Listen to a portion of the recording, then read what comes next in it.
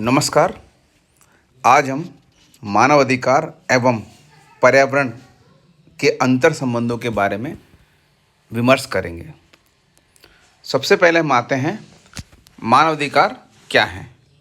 मानवाधिकार मानवीय प्रगति व सामाजिक विकास से संबद्ध ऐसे उत्कृष्ट अधिकार हैं जो मनुष्य को न केवल मनुष्य के रूप में अपितु समस्त समाज के सदस्य के रूप में सांस्कृतिक, नैतिक व भौतिक उन्नति के अवसर प्रदान करते हैं।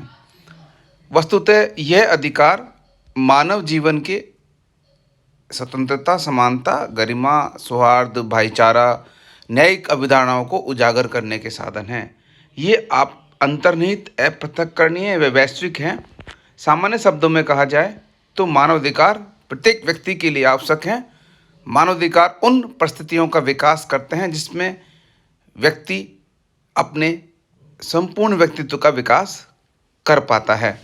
यह अधिकार व्यक्तियों के सम्मानपूर्ण जीवन के लिए अपरिहार्य हैं। यदि हम देखें कि मानवाधिकार के कौन कौन से प्रकार हैं, तो सामान्यतः जो मानवाधिकार का चार्टर है उसके अनुसार 3 प्रकार में वर्गीकृत किया जाता है। नंबर 1, नागरिक और राजनीतिक अधिकार, जैसे जीवन का अधिकार, स्वतंत्रता का अधिकार, मतदान का अधिकार, निर्वाचन का अधिकार, एकांतता का अधिकार, निजी संपत्ति का अधिकार इत्यादि। दूसरा कैटेगरी है आर्थिक, सामाजिक और सांस्कृतिक अधिकार, जैसे आवास का अधिकार, सामाजिक सुरक्षा का अधिकार, न्याय का अधिकार, समुचित जीवन स्तर का अधिकार, कार्य का अधिकार, शिक्षा का अधिकार इत्यादि।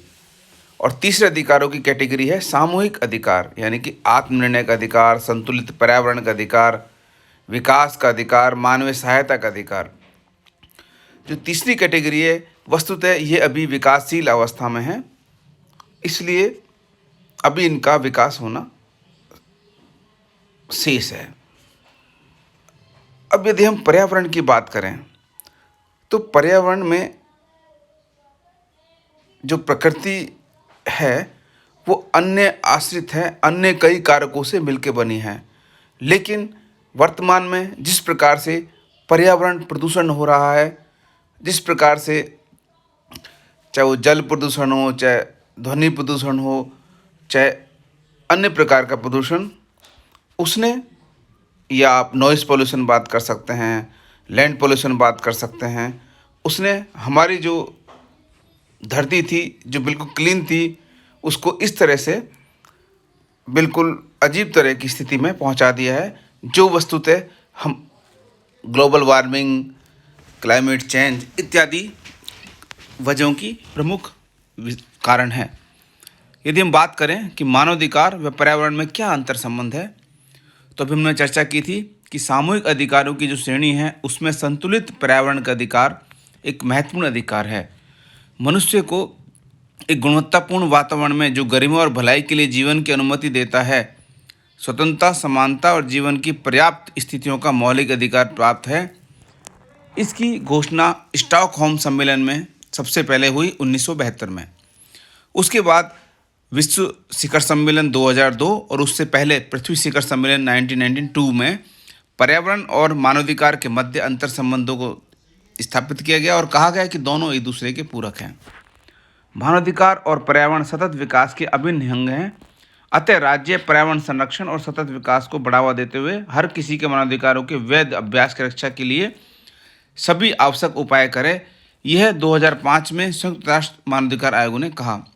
इसी प्रकार भारत में भी भारतीय न्यायपालिका ने संविधान के अनुच्छेद 21 में अंतर्निहित जीवन के अधिकार में शिक्षा के अधिकार, आजीविका के अधिकार के साथ साथ प्रदूषण रहित जल एवं वायु के अधिकार तथा संतुलित पर्यावरण के अधिकार को भी मान्यता दी है। यदि हम पर्यावरणीय मानवाधिकारों की श्रेणी देखें तो उसमें जीवन का अधिकार है, समुचित जीवन स्तर का अधिकार है, स्वास्थ्य का अधिकार है, सूचना तक पहुंच और निर्णय लेने में भागीदारी का अधिकार है, स्वच्छ एवं सुरक्षित पर्यावरण का अधिकार है, पर्यावरण संरक्षण का अधिकार है।